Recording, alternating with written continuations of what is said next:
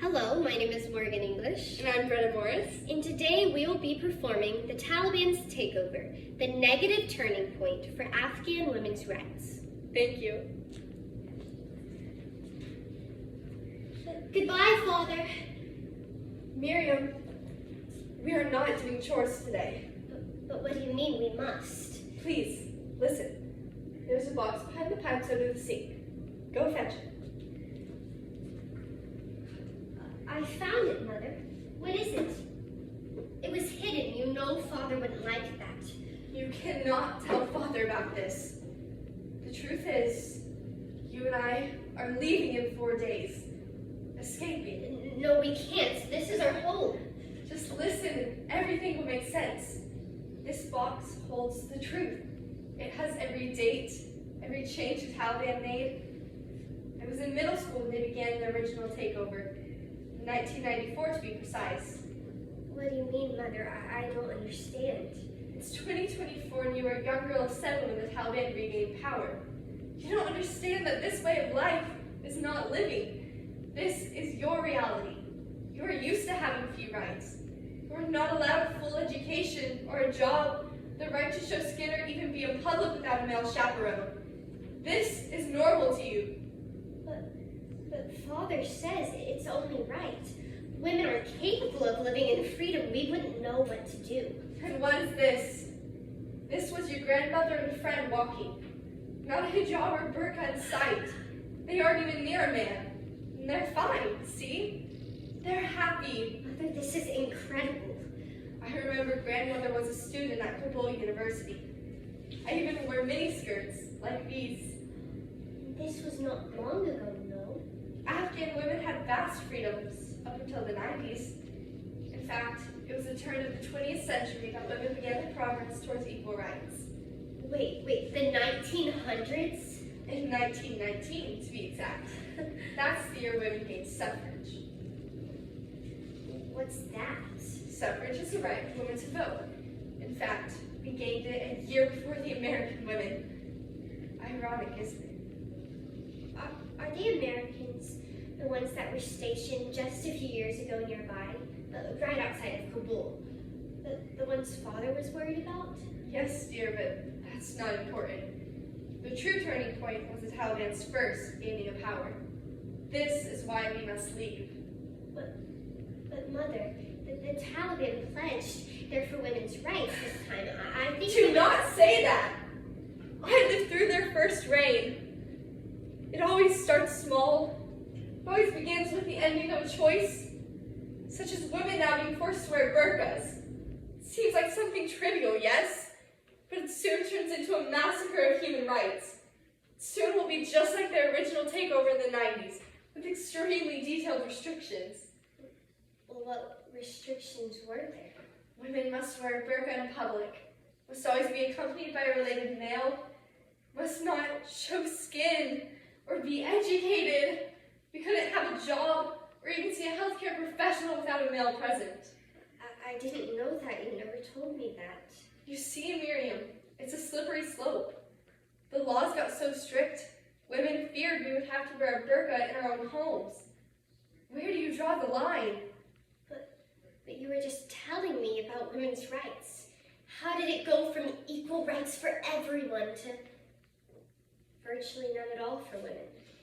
What happened after women gained suffrage in 1919, you said? Yes. Then came the 1964 Constitution of Afghanistan, which gave women equal rights and even the right to run for office. But that's impossible. In today's world, yes. The years of the Constitution are known as the Golden Age.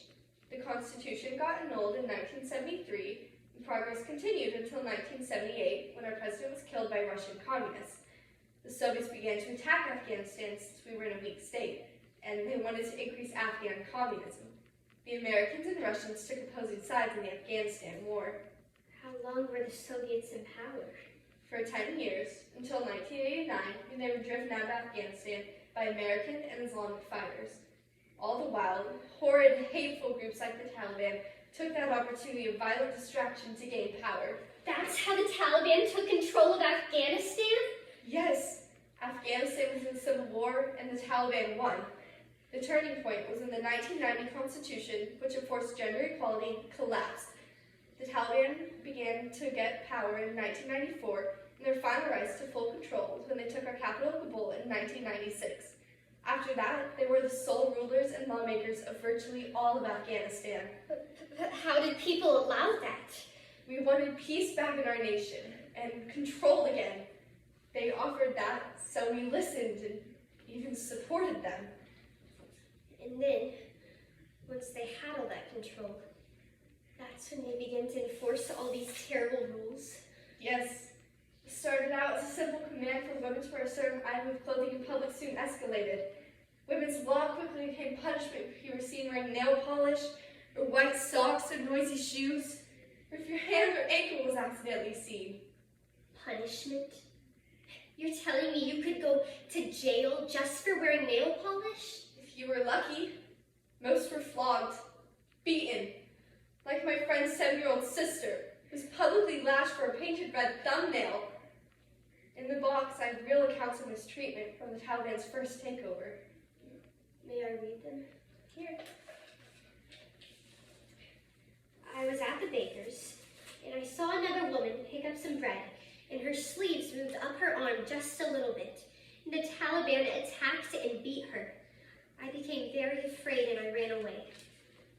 All maternity hospitals are closed, except for the single one that's serving the entire country. We need help. The Taliban has shut down women's local bathhouses. For many of us, that was our only source of running water. Because women have extremely limited access to jobs, many of us have resorted to begging and even prostitution. You see, my friend, who's a widow, dug up and sold human remains in order to have the money for food for her 3 children. You see, we are not allowed to talk loudly or wear perfume or even laugh. Now read this. Afghanistan is the only country in the entire world where girls are deprived of their right to education. Women are not allowed to work, and women are deprived of their fundamental human and Islamic rights. That's from one of our own, Malala. She fought and is still fighting for equal rights. In 2001, we gained small freedoms and the Americans came to fight. Those small rights meant the most. We were allowed an education and a job, but women were still being murdered for simple reasons.